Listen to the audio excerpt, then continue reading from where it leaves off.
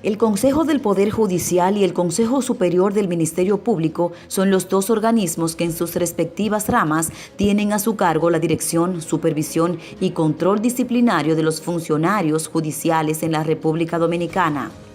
Son encabezados en estos momentos por el presidente de la Suprema Corte de Justicia, Mariano Germán Mejía, y Jean Alain Rodríguez, Procurador General de la República. Estos dos organismos han tomado en el pasado reciente decisiones que han impactado notablemente en el Departamento Judicial de San Francisco de Macorís, uno de los 9 departamentos en los que se divide el país. 2 casos de repercusión nacional han acabado o minado la carrera de nada menos que 6 funcionarios judiciales de esa demarcación.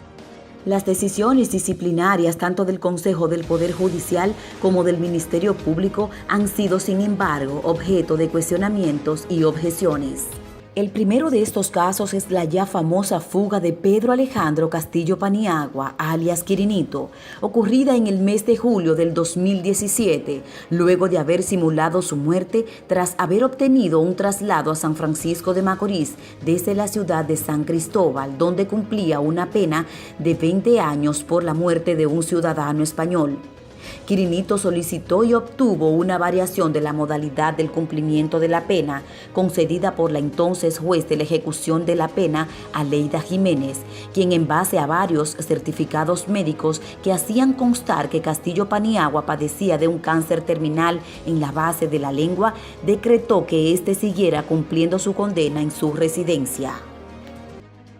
2 meses después de ser enviado a su casa, Quirinito simula su muerte en una maniobra que posteriormente se ha comprobado no era más que parte de un espectacular plan de fuga que lo mantiene hasta el día de hoy como el prófugo de la justicia más buscado del país.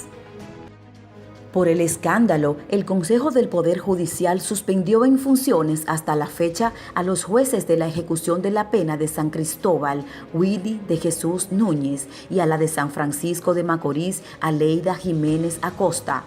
El Consejo Superior del Ministerio Público hizo lo propio con el titular de la Procuraduría General de la Cámara Penal de la Corte de Apelación, Felipe Restituyo, y con el Procurador Adjunto José Calasanz Morel. Este último representó al Ministerio Público en el conocimiento de la medida en que Quirinito obtuvo su libertad y estuvo de acuerdo con el pedido del reo.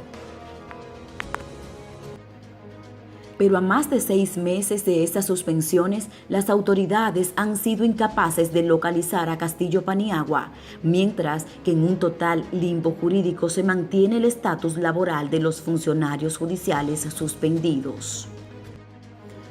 Pese a las protestas y comunicados que sus compañeros hicieron en su momento, la magistrada Aleida Jiménez Acosta se mantiene suspendida, sin que se le haya imputado alguna falta disciplinaria, sin apertura de juicio en su contra y sin que se revele el más mínimo atisbo de que haya de ser reintegrada a sus funciones en el futuro próximo. Los procuradores generales Felipe Restituyo y José Calasanz Morel ni siquiera contaron con la solidaridad y apoyo de sus iguales. Fueron y siguen suspendidos en la misma indefinición de sus situaciones. El Consejo Superior del Ministerio Público no les abre juicio disciplinario, pero tampoco les reintegra en sus cargos. Un doble exceso del poder sin consecuencias para sus autores y sin que los afectados se atrevan a cuestionarlo por temor o por prudencia excesiva. El otro caso que provocó drásticas medidas disciplinarias en contra de 3 magistradas del Departamento Judicial de San Francisco de Macorís fue el de la muerte del ciudadano de Villarribas, provincia Duarte, Cecilio Fermín Domínguez, alias Sijo, muerto a tiros en el mes de septiembre del 2014. 2 años después del hecho, las magistradas Enidia Olivares, Josefina Noemí Díaz Marte y Antonia Rosario Ventura decidieron a unanimidad descargar de toda responsabilidad penal al principal imputado del hecho, Winston Anderson Vélez, alias El Chacal.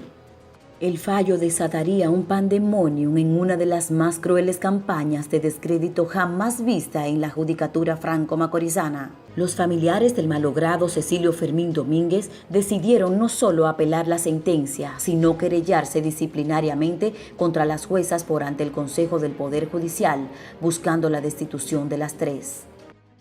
Simultáneamente, varios medios de comunicación exhibían en sus primeras planas los rostros de las 3 procesadas, dando como un hecho que habían recibido dinero para exculpar al imputado en el homicidio de Fermín Domínguez.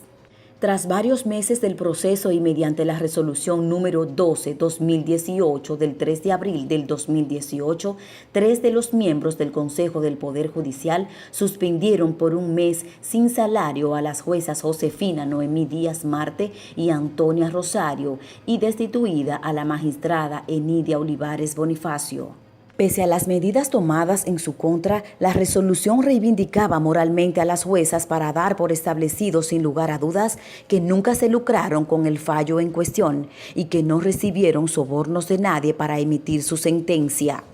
Las acusaciones públicas hechas en su contra fueron desmentidas por la propia resolución que la sancionó.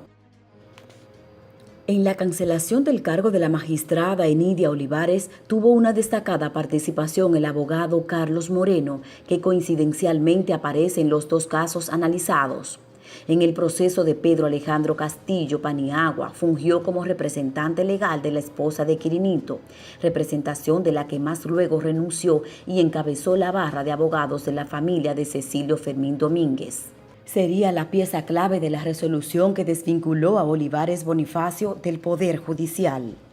Y es que al final, el Consejo del Poder Judicial no cancelaría a la jueza Enidia Olivares ni por la falsa y fabricada acusación de soborno ni por la sentencia de descargo. La destituyeron por unas conversaciones sostenidas con el abogado Moreno, que se desdoblaría en el juicio disciplinario pasando de abogado querellante a testigo a cargo y suministrador de la evidencia que finalmente tomó como base el Consejo del Poder Judicial para su decisión. En conclusión, suspensiones presuntamente provisionales pero sin plazo determinado, sanciones disciplinarias con cuestionada base legal es lo que impera en el sistema judicial dominicano. A todo esto, las organizaciones que agrupan a los jueces y fiscales en el país hacen mutis, permitiendo que sus miembros sean juzgados sin el más mínimo respeto por sus derechos procesales y materiales y haciendo de estas delicadas labores